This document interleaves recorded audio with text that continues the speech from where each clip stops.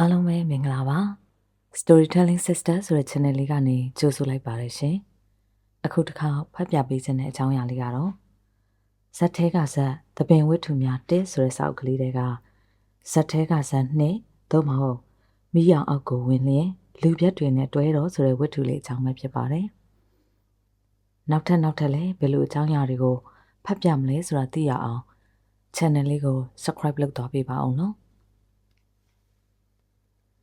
ဇက်ထဲကဇက်နဲ့ဟဲ့ကောင်မလေးလာအောင်ဦးရွှေလုံးကမင်းသမီးစိုးမာကိုလှမ်းခေါ်သည်ဦးရွှေလုံး၏မျက်နှာငယ်ကိုကြည့်အောင်များဖြင့်မြည်သည့်ပြက်လုံးဝင်ချထားပြီးဖြစ်ကြောင်းမင်းသမီးဟောင်းကြီးစိန်ဝရီမိုးကသိပြီးသားဖြစ်သည်ပြည်တွင်ပြည့်ချိတ်လုံးကြီးကလေးကိုတောင်ရှိအဖြစ်ဝေးရသည့်ညများတွင်ဒီခွင်ကိုအများဆုံးပြတ်သည်ထို့သို့သိပြီးသားဖြစ်သောကြောင့်စင်နောက်ကလကကြားကနေပြီးစိုးမာ၏မျက်နှာထားကိုတေချာလေးစောင့်ကြည့်နေမိသည်ရှင်ဘဘရွှေလုံးနေခုနကမြန်မာတန်ဆိုတော့ဝတ်ထားတဲ့ချိတ်လုံးကြီးကလေးဟာတဲလာပါလားဟဲ့ဦးလေးကြိုက်လို့လားအေးဟာလိုချင်တယ်ပေါ့အေးဆိုဒါမျိုးငါရှာနေတာကြပေါ့ဒီလောက်လိုချင်တာများအဘရွှေလုံးရဲ့ကျမဟာရင်ရပါတယ်ထွီဘာလို့ရအောင်မတော့ငါဟာမှမစုပ်သေးပဲပြောရင်ဆိုရင်ဥရွှေလုံးကသူ့တောင်ရှိကြီးကိုဆွဲပြသည်ပရိသတ်ကတဟဟဖြင့်သဘောကျကြသည်တာမန်အားဖြင့်ပြက်လုံးကညစ်ပတ်သည်ခါအောက်ပိုင်းပြက်သည်ဆိုနိုင်သည်သို့သောဒီဟာတွေကပညာပါသည်ရှေးကဆရာကြီးများပြက်ခဲ့သောပြက်လုံးဖြစ်သည်စိန်ဝရီမိုးခေါ်ဒေါ်မိုးမမိသလောက်တော့မန္တလေးလူရှင်တော်ကြီးများဖြစ်သောကိုလိန်မော်တို့ကိုမြမန်းတို့အတွေ့ပြက်ခဲ့ကြသည်ဟုကြားဖို့၏တကယ်တော့လူပြက်ကချိတ်ထဲလေးသဘောကျသည်ဟုဆိုသောအခါမင်းသမီးဖြစ်သူကကျမဝတ်ထားတဲ့အထက်ကရှာပါပါဆိုပေမဲ့ရက်လုတ်ထားသောဆက်နဲ့ဖြစ်ဖြစ်လက်နဲ့ဖြစ်ဖြစ်ရက်ယူရင်လှလှပပရပါတယ်ဟုသောပုံစံဖြင့်ပြောသည့်အခါဒီဘက်ကလူရှင်တော်ကလည်းသူ့ပစိုးကမဆုပ်သေးပဲအကောင်းကြီးရှိသေးသဖြင့်မရက်လုတ်ချင်သေးဘူးဟုပြန်ပြောသည့်ပုံစံနှစ်ခွရှိသောမြန်မာစကားကိုလှလှပပအသုံးချကရိုင်းနာကိုရင်အောင်ပြက်ရခြင်းဖြစ်သည်သို့သောအရေးကြီးတာကဒီပြက်လုံးမှာအပို့ရှိသည်မင်းသမီးကပို့ပေးတတ်ရသည်ရိုးရိုးသားသားပုံစံဖြင့်ကျမဟာရင်ရပါတယ်လို့ပြောရသည်သို့မှသာလူရှင်တော်ကယူသွားလျင်ပွဲကြတော့သည်ခုတော့ဖြင့်ဆိုမာကမျက်နှာခံမကောင်းလားဒီလိုအပြောခံခြင်းလို့ဒီလိုကြိုခင်းပေးသည်ဟန်ဖြစ်နေသည်အယိုးခံမျက်နှာထားကမပေါ်လွင်လေတတိကမမှန်ဒီခင်မင်းသမီးငယ်လေးတွေတကယ်ခက်သည်ပရိသတ်ရေုံများဖြင့်ကျေနပ်နေသည်သူပြက်သည့်ပြက်လုံးအနေထားရိုင်းတယ်လို့ဖြစ်သွားခဲ့တာသူမသိရခင်ပွဲကလည်းထို့သို့ဖြစ်ခဲ့သဖြင့်ဒေါ်မိုးဒီကောင်မလေးကိုသတိပေးခဲ့သည်ဂယုဆိုင်ခြင်းမရှိတော့အခုထက်လွဲပြန်သည်ဒေါ်မိုးဆက်မချီတော့ပဲထမင်းချက်သည့်နေရာနဲ့မလှမ်းလာတော့သူတို့အခန်းလေးထဲပြန်ဝင်လာကလဲလျောင်းနေမိသည်ခစ်ကြီးကိုကခတ်သည်ပြောရဆိုရခတ်သည်ထိန်ရသိမ်းရခတ်သည်ပြူရပြင်ရခတ်သည်စုံမရခတ်သည်နေရရလွယ်တော့ကြံသည့်ဟာတွေခတ်ကုန်သည်ထင်၏ဒေါ်မိုးတို့ခေတ်တုန်းကဒီလိုမဟုတ်ကြဇက်ထဲကတက်ကြီးဝါကြီးသပင်တွေများထံမှပညာကိုခက်ခဲယူရသည်အဆုံးမခံခြင်းလွန်သဖြင့်သူတို့နားတွင်သာတွေ့ကပ်နေရသည်ဒေါ်မိုးကငယ်ငယ်လေးကလေးကအကခုံသိပ်ဝါသနာပါသည်ငယ်နာမည်ကပူဆူးလေးဖြစ်တော်လဲရက်ထဲရွာတဲ့အလူပွဲရှိသမျှဥရွှေရိုးနှင့်တွဲကဒေါ်မိုးအဖြစ်ဝင်ကတော့ကြောင့်ဒေါ်မိုးဟုခေါ်ကြတာများသည်တရက်ရွာဖျားပွဲတွင်ရွှေဝရီခင်အငိမ့်အဖွဲလာကသည်ဆိုင်းချက်နှင့်အညီဖြက်လက်ကခုံနေသောမင်းသမီးရွှေဝရီခင်ကိုသဘောကျလိုက်သည်ဖြစ်ခြင်းလက်ကလေးများချိုးလိုက်သည်မှလည်းအယုစစ်များမှရှိပါလိမ့်စားဟုထင်ရသည်ပြီးတော့ဒေါ်မိုးတို့ငယ်စဉ်တုန်းကအတန်ချက်ဆက်ကောင်းမရှိသေးမင်းသမီးလေးကခက်သေးသေးတွယ်လေးဖြင့်ကွင်းပြင်ကြီးကိုတိုးပေါက်အောင်ဆိုနိုင်ပြောနိုင်လိုက်သည်ကိုအားကျစိတ်ဖြင့်ငေမောကြည့်ခဲ့ရသည်ပြိုပေါ်ခင်မတီအကိုခေါ်ခြင်းသည်ကရွှေဝတီကိုလားလေမာယာတွေမသုံးတတ်ပါဘူးခင်ပြုံးတာဖြင့်ဟောဒီရင်ဘတ်နှလုံးအသေးကပင်ဆိုရင်ပြုံးလိုက်ကားလိုက်ဖြင့်ရွှေဝတီခင်ကိုငေမောရင်အငိမ့်သမားလေးဘဝကိုပွဲခင်းထဲမှာပဲစိတ်ကူးရင်နေမိသည်တညလုံးပွဲကြည့်ပြီးနောက်နေ့မနေ့ကျတရွာလုံးကိုမင်းသမီးဆိုသည့်အတိုင်းဆိုပြကပြရနှင့်ဒေါ်မိုးပေါက်စားလေးခမမအားနိုင်ခဲ့ ရွှေဝရီခင်အငိမ့်ပွဲဒုတိယအကြိမ်ရွာမလာကတော့ဒေါ်မိုးထို့အချိန်ကမမိုးလေးအသက်က14နှစ်မိကောင်ပေါက်အရွယ်မိဘမောင်ဘွားတွေကလိုလေသေးမရှိဖူးဖူးမှုတ်တံမိုးထားပြီးချစ်ခင်ယူရခံနေရသည့်ဘဝလေးမှာဒေါ်မိုးညီငွေလာဟန်ရှိသည်ကျမတော့ဒီတနေ့ပြီးရင်ကြောင်းဆက်မတက်ချင်တော့ဘူးဟုတအိမ်လုံးကိုပြောထားတာလည်းမကြသေးကခြင်းအလုပ်ဆိုခြင်းအလုပ်အလားပြသည့်အလုပ်တပြိုင်နက်တည်းအလုပ်3ခုကိုမော်ပန်းမှုတစိုးတစည်းမှမပြပဲလောက်ရသည့်အငိမ့်သမားဘဝကိုရွေးချယ်ဖို့ဆုံးဖြတ်ပြီးဒေါ်မိုးတယောက်ရွှေဝရီခင်တို့အငိမ့်နောက်လိုက်ခဲ့တော်သည်ရုပ်ရည်လေးကလည်းရှိငယ်ကုန်လေးနဲ့ဝါသနာပါရမီအရင်ခံတို့ကြောင့်ရွှေဝရီခင်၏အငိမ့်တွင်နာမည်လေးအတန်အသင့်ရခဲ့သည်သို့တော်လည်းတစားတစားနဲ့ဒီအလုပ်တွေထင်မြင်သလောက်မလွယ်ကူကြောင်းသိလာသည်အများအမြင်မှာတော့မျက်နှာခြေကလေးပေါ်နှကန်းလေးကလေးဆိုကိုဝါသနာပါသည့်အတိုင်းဆိုကပြနေရသည့်အတွက်ကြည်နူးစရာကောင်းလွန်းနေသည်ကျမ်းမာသည်ဖြစ်စေမကျမ်းမာသည်ဖြစ်စေပျော်ရွှင်သည်ဖြစ်စေဝမ်းနည်းသည်ဖြစ်စေအများပြုံးဖို့အများပျော်ဖို့ကိုဘဝကိုအသုံးချနေရသည်သူတို့လူတန်းစားတွေအကြောင်းကိုသူတို့သာသိတော်သည်ရွှေဝရီခင်အငိမ့်တွင်3နှစ်နီးပါးကပြီးနောက်ဒေါ်မိုးတယောက်ကံတရားကဖမ်းလာသဖြင့်ခင်မောလောင်ဦးရွှေလုံးထိုစဉ်ကကိုရွှေလုံးရှိရာဇက်ထဲသို့ရောက်ခဲ့သည်ပုံမှန်အားဖြင့်တော့အငိမ့်မင်းသမီးတယောက်သည်ဇက်သို့ကူးပြောင်းလေမရှိတော့လဲရွှေဝရီခင်အငိမ့်တွင်တန်လန်းသိမ့်မမြင်သဖြင့်စိတ်အားလျော့နေသည့်အချိန်ပြဆက်မင်းသမီးအဖြစ်ကားပြရမည်ဟုသောကမ်းလှမ်းချက်ကြောင့်မင်းသားကျော်ဝင်း၏ဇက်ထဲသို့သူပြောင်းခဲ့ခြင်းဖြစ်သည်ထိုစဉ်ကတော့ကိုရွှေလုံးရောသူရောပညာသင်လေးတွေဖြစ်သည်ကိုရွှေလုံး၏ဖခင်ဖြစ်သူကဆိုင်းဆရာမောင်မောင်တင်တားဖြစ်သူကိုရွှေလုံးကိုဆိုင်းနောက်ထဘဝဖြင့်အောက်တက်ကြအောင်တင်ပေးလို့စိတ်ချပြီးမှဇက်စင်ပေါ်တင်ပေးလိုက်သည့်တိုင်အချိန်တိုင်းဂရုစိုက်တင်ကြသည်ကိုရွှေလုံးသည်လည်းသူ့ခေတ်သူ့အခါကတော့နာမည်ကြီးခဲ့သည်ဟုဆိုရမည်ရုပ်ရည်အားဖြင့်လည်းကြည်ကောင်းသည့်အနေအထားတွင်မှအပျော်လည်းညက်သည်အတန်လည်းတာသည်ဒေါ်မိုးအတွက်ဇက်ဆိုသည်မှာသစိမ်းဆန်ဆန်ဖြစ်နေချိန်တွင်ကိုရွှေလုံးသည်အားကိုးရာဖြစ်လာသည်ဖခင်ဆိုင်းဆရာထံမှအထီးပညာများကိုလေ့လာသင်ယူထားသည့်အပြင်တစ်စက်လုံးတွင်သူ့ဆရာမဖြစ်ဘူးသူမရှိလောက်အောင်လူတကာထံမှပညာကိုသင်ယူတတ်သူဖြစ်သည်ထို့ကြောင့်လည်းကိုရွှေလုံးသည်ပညာဆုံးသည်တစ်တာမှောက်တူဖြစ်လာသည်ပညာတတ်သလောက်မာနနည်းသောကိုရွှေလုံးကိုငကိုစိတ်ရင်းကပဲအားကိုးမိလျက်ဖြစ်နေရာလေးနှစ်ခန့်များအတူတူတွဲကပြီးနောက်ကိုရွှေလုံးနှင့်ဒေါ်မိုးသည်စိတ်တူကိုယ်တူဝါသနာတူဇနီးမောင်နှံဖြစ်လာသည်မှာအစမ်းတကျယ်မဟုတ်တော့ပေသူတို့နှစ်ဦးအိမ်အောင်ပြုမိဟုဆုံးဖြတ်သည့်အချိန်မှာနှစ်ဦးသားလက်ထဲဘာမှစွမိဆောင်မိမရှိသေးမိဘတွေကိုလမ်းအကြောင်းကြားတော့ဒေါ်မိုးမိဘများကဇက်ထဲသွားမှတော့ဇက်သမားနဲ့ညားတာပါပဲဟုမချစ်တင်ငယ်ဆိုသည်မိဘများဆိုလဲဆိုခြင်းစရာဒေါ်မိုးတို့ကဇက်သမားဆိုင်သမားမျိုးရိုးမရှိအနုပညာမျိုးရိုးမရှိခြင်းကတိမ်ငယ်စရာလားသို့မဟုတ်ဂုဏ်ယူစရာများလားဒါတွေတော့ဒေါ်မိုးတေချာနားမလည်ခဲ့ပါစေကိုရွှေလုံးတို့ဖခင်များကတော့သူတို့ကဆိုင်သမားမျိုးရိုးဖြစ်ကြောင်းကိုအမြဲတစေဝင်ကြွားပြောဆိုတတ်သည်မဟုတ်လားညီယောက်ျားကညီနဲ့အိမ်အောင်ကြပြင်ဘာအလုပ်လုပ်ကြွေးမှာတယ်လဲအိုးအမေကလည်းလူပြက်ပဲဟာလူပြက်အလုပ်နဲ့ရှာကြွေးမှာပေါ့အေးမယားကမင်းသမီးလင်ကလူပြက်တိတ်ကိုရှေ့သွားနောက်လိုက်ညီနေကြတယ်ပေါ့ဒီမဲ့ညီတို့သားသမီးများရလာရင်ဘလို့ပြုစုပြုထောင်ကြမှာတော့စဉ်းစားစမ်းအမေစကားကိုထို့အချိန်ကဘာမှမပြောဘဲမကြားချင်အောင်ဆောင်ခဲ့သည်အကျိုးကြောင့်လားမသိသူတို့မှအခုချိန်ထိသားသမီးယတနာလည်းမထွန်းကားခဲ့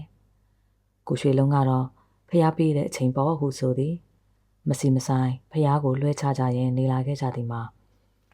ကိုရွှေလုံးကနေဦးရွှေလုံးကနေဘဘရွှေလုံးဖြစ်လာသည့်အထိသားထောက်သမီးခံမရခဲ့တခုတော့လည်းကောင်းသည်ဒီလိုသားသမီးမရှိခြင်းကြောင့်ပဲသူတို့လင်မယားတွေပွဲချီတွေဘလောက်များများပွဲကူးတွေဘလောက်ကြမ်းကြမ်းပန်းကြသည်မရှိစင်ပေါ်ရောက်သည်နှင့်မိုးစံပန်းများပမာလက်ဆက်ခဲ့ကြသည်နှစ်ဦးသားကဒီဘဝကိုခြေနဲ့လို့သာတော်တော့သည်အိမ်အောင်ကျသွားပြီးနောက်ရင်ဆိုင်ရသည့်ပထမဆုံးအခက်အခဲကရိုးရှင်းသည်အိမ်အောင်တဲ့ဒေါ်မိုးကအပြူဖြန်းလေးများနှင့်ရှင်တိုင်းနေရာတိတ်မရနိုင်တော့အဲ့ဒီတော့တခြားဇက်ပြောင်းကြသည်တချို့ဇက်တွေကိုဝင်တော့အပြူဟန်ဆောင်လိုက်သေးသည် အဲ့ဒီလိုမျိုးအချိန်မှာဒုက္ခကိုလှလှပပလေးရင်ဆိုင်ရသည်ကလင်တော်မောင်ကိုရွှေလုံးသာကိုရွှေလုံးကဒေါ်မိုးကိုနေရာပေးသည့်ဇက်ဖွဲ့သို့ကူးပြောင်းရသဖြင့်လူသစ်တွေနဲ့အဆင်ပြေအောင်ကြိုးစားရသည်တချို့ကလည်းပညာရှင်တွေဆိုတော့လည်းပညာပြကြသည်ပညာဆန်းကြသည်ညွန်ပေါင်းအငိမ့်မျိုးတွင်ကိုရွှေလုံးကိုကြားညက်ထဲကပညာပေးသည်ကိုရွှေလုံးသည်ဆရာများ၏စေတနာကိုနားလေသည်ဘလောက်ပဲဆဲဆဲဆိုဆိုတီးခံသည်ဒါတွေတင်မကသေးဆရာများကိုမကြာခဏဂါရဝပြုခြင်းသည်ညကြီးများဆူဆူပြပြရှိလာလျင်ကျေးဇူးရှင်ဟုတ်သူရောမဟုတ်သူရောကိုပေးကမ်းကျွေးမွေးပြတော်သည်ထို့ကြောင့်ကိုရွှေလုံးလက်ထဲတွင်ငွေစကြေးစစုမိဆောင်မိမရှိတတ်အဲ့ဒီလိုတွေကြားတဲ့ကကိုရွှေလုံးမှာစိုးတာလေးတစ်ခုရှိသည်လောင်းကစားကိုမဆိုတလောက်ကလေးဝါသနာပါသည်ပွဲစည်းတန်းမှာအထူးအဆန်းလောင်းကစားဝိုင်းများသည်ကိုရွှေလုံးဤညချင်းများကိုအများဆုံးတိုးလောင်တဲ့ယူရာဖြစ်သည်ထို့အတွက်လည်းလင်မယားမကြခဏရန်ဖြစ်ရသည်တခါသားတော့သူ့အရှိန်သူမတက်နိုင်ပဲကိုရွှေလုံးကဒေါ်မိုးဤငကက်ကလေးပေါင်းပြီးဂျင်ဝိုင်းနဲ့ကစားဖြစ်သည်နှမျောလို့ရတော့မဟုတ်သူမသိအောင်ခိုးယူပြီးလှုပ်ရသည်ကိုဝမ်းနေခြင်းသာဖြစ်သည်အဒီညကမင်းသမီးစိန်ဝရီမိုးနဲ့လူပြတ်ရွှေလုံးအကြီးကျယ်ရန်ဖြစ်ရမှာလင်မယားဖြစ်ကြောင်းတစ်စက်လုံးသိသွားခဲ့သည်အေးခွေသားတွေငါရိတ်မိတာကြာပြီမင်းတို့ဝန်ခံလာတဲ့အထိစောင့်နေတာပဲအဲ့ဒီတော့ဒီဇက်မှာဆက်လုပ်ချင်သေးလားပြောစမ်းဇက်ဆရာကကိုရွှေလုံးဤနှစ်ထင်ကိုလက်သီးစုပ်ဖြင့်မပြင်းတပြင်းထုပြီးမေးသည်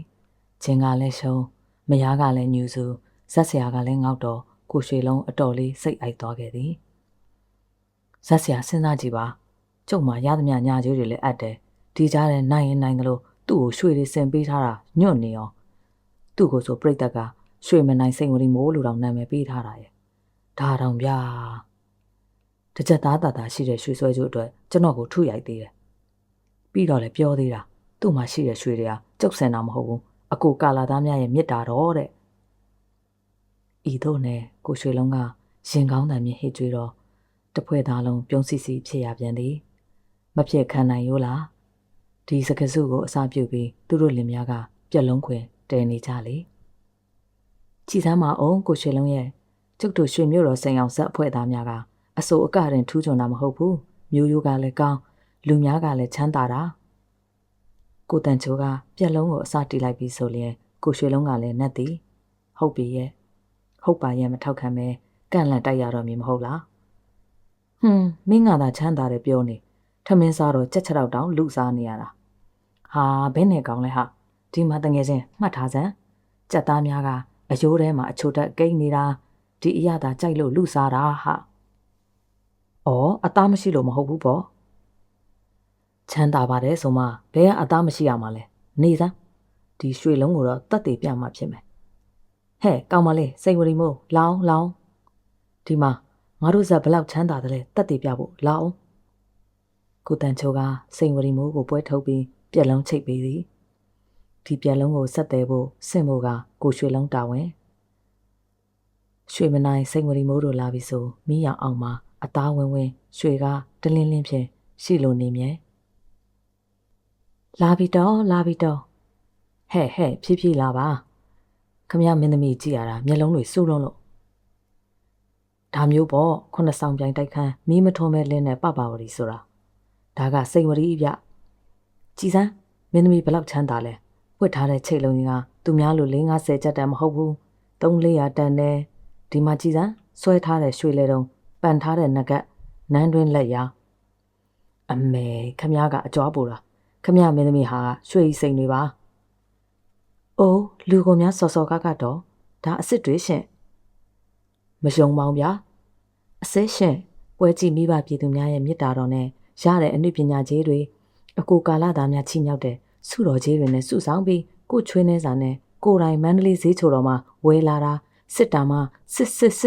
စ်နေတော့မြည်သည်စိန်မရီမိုးကနှကန်းလေးချွန်ရင်ကိုရွှေလုံးနဲ့ရနာတို့ကပ်ရင်အတန်ဆွဆွဖြင့်ဆိုလိုက်လျင်ပရိသတ်မှာသဘောကျစွာပြုံးကြသည်ကိုရွှေလုံးကမျက်နှာကိုမဲ့နိုင်မြမဲ့လိုက်ပြီးအမလေးရွှေအစ်စ်တဲ့ရွှေနန့်လည်းမရပါဘူးရှင်ကရွှေနန့်ကိုသိလို့လားသိတာပေါ့ကျုပ်တို့အဖိုးကနန်းတွင်ပဒိန်ဆရာကြီးဦးရဲကောင်းနဲ့တ မျိုးလုံးရွှေနဲ့မကင်းဘူးကျုံနာမည်တောင်ကြည့်ပါလားရွှေလုံးကြွားလွန်ပါရှင်ကြွားတာကမင်းပြရွှေစစ်တလီပါလေးနဲ့အိုးစစ်ပါတယ်ဆိုရွှေနဲ့မှမရပဲရွှေမှာအနက်မှမရှိတာရှိပါတော့ကောကျုပ်ကရွှေကိုနမ်းကြည့်တာနဲ့အတုအစစ်သိတယ်ခမရွှေလည်းနမ်းကြည့်မယ်အနမ်းမခံရရင်အတုပဲဒီနေရာမှာတော့စိန်ဝရီမိုးကမျက်နှာခံလိုပြီးရွှေအစစ်ဖြစ်ကြောင်းတက်တည်ပြရကောင်းနိုးခုနကပို့ခဲ့သည်ကိုတန်ချိုကပြက်လုံးကိုပြန်ဝင်ထောက်ရသည်မင်းသမီးကိုပို့ရသည်ဒါမျိုးတော့ခံလို့မဖြစ်ဘူးအနမ်းခံဟူသော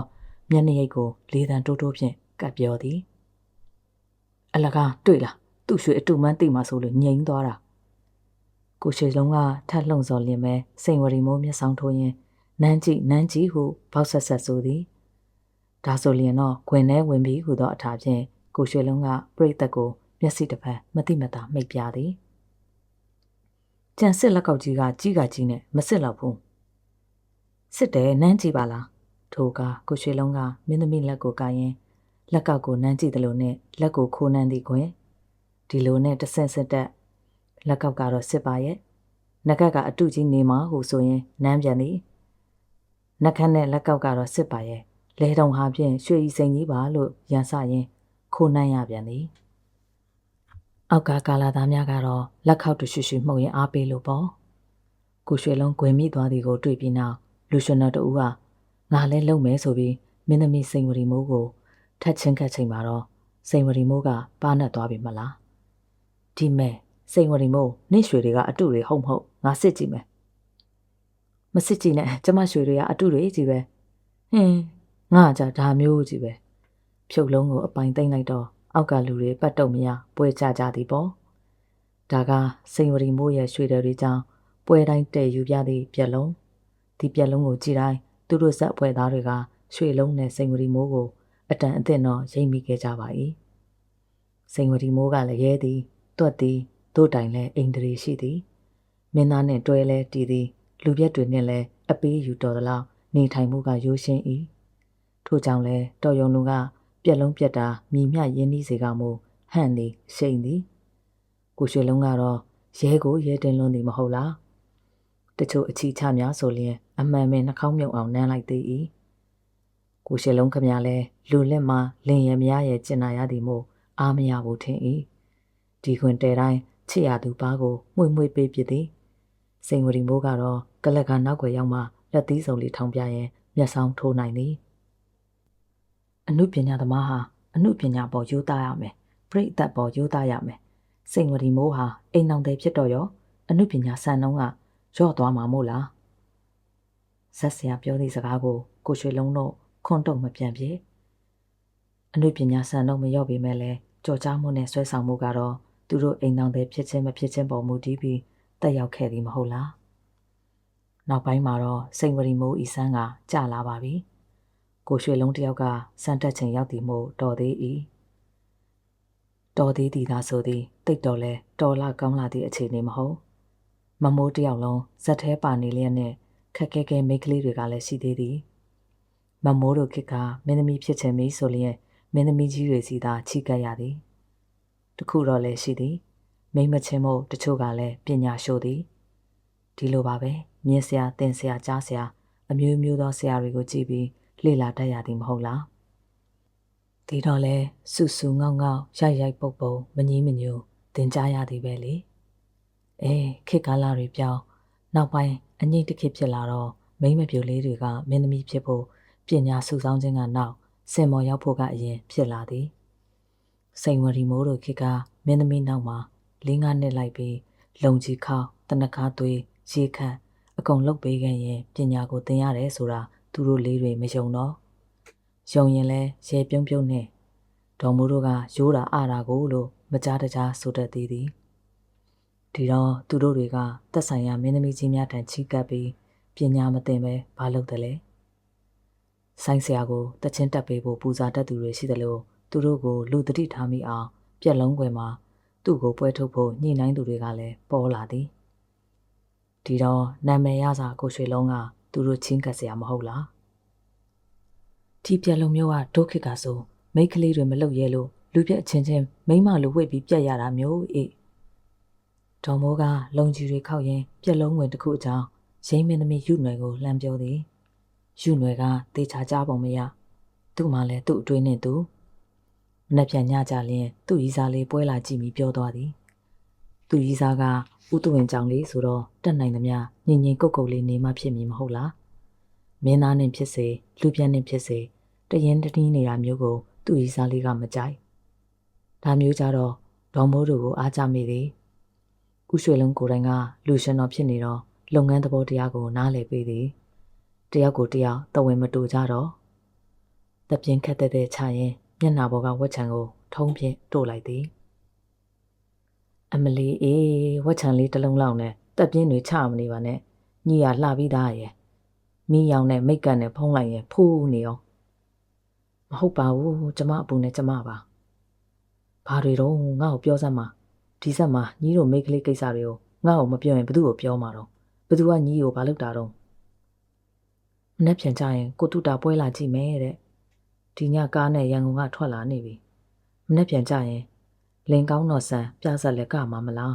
အဲ့ဒီဆက်မှာကျမကယောက်ျားတွေကိုပြည်တီတီနဲ့ပျောပြည်တွေလောက်ရမှာဆိုတော့မျက်နှာပူလို့